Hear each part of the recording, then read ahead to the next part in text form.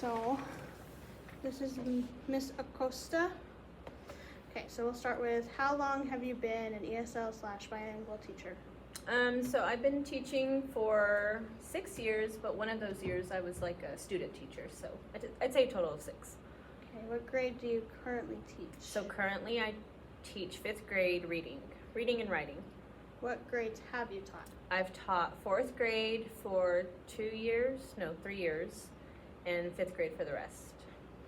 Okay, what strategies do you use to promote oral language in your classroom?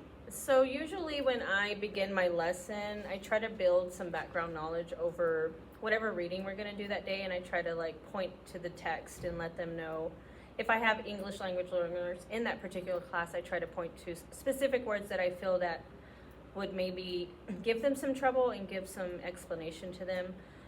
Each unit in Wonders, the resource we use, has this vocabulary cards, and on those vocabulary cards there are pictures of the vocabulary we want them to be focused on in the reading, with also definitions. So I keep up those vocabulary cards all the time.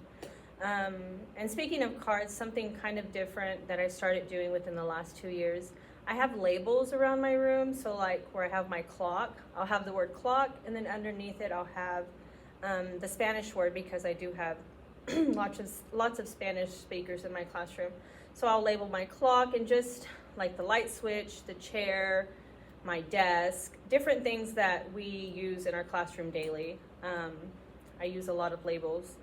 Another thing I use, when we actually do a reading, I'll scaffold the reading for them. And then on that particular scaffolded reading, I'll try to look up what sort of questions am I going to be asking my student to differentiate it more for her. Okay.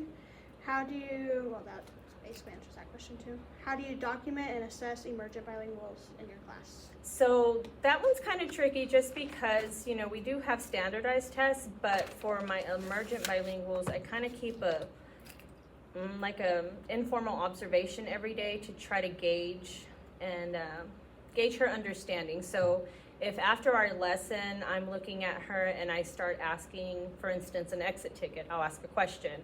I'll gauge to see whether she understands or not, and usually it's with a quick head nod that she's able to complete it. But besides our standardized tests, I keep also a running record when it comes to vocabulary and comprehension questions. If she struggled with a particular skill on one unit, let's say author's purpose, I know that going into a new unit to focus more on that and to provide her probably with some sentence stems when it comes to writing, and basically that's it. I do a couple other things, but nothing comes to mind anymore. Okay, in your opinion, what is the most difficult aspect of promoting oral language development? I would say, being a teacher, the difficult part would be having no control over when a student comes to me as an emergent bilingual. Sometimes I have students show up with no sort of background knowledge of the English language, and so I don't have control over that. And then I think another thing would be to kind of, as a teacher, I like to control things, and so I know with emergent bilinguals, we should put more emphasis on their learning so that they take ownership in their language development. I'm a big part of it as the teacher, but also for those emergent bilinguals to take ownership of their language development, and they're able to be successful in my classroom. Thank you, Ms. Acosta. You're welcome.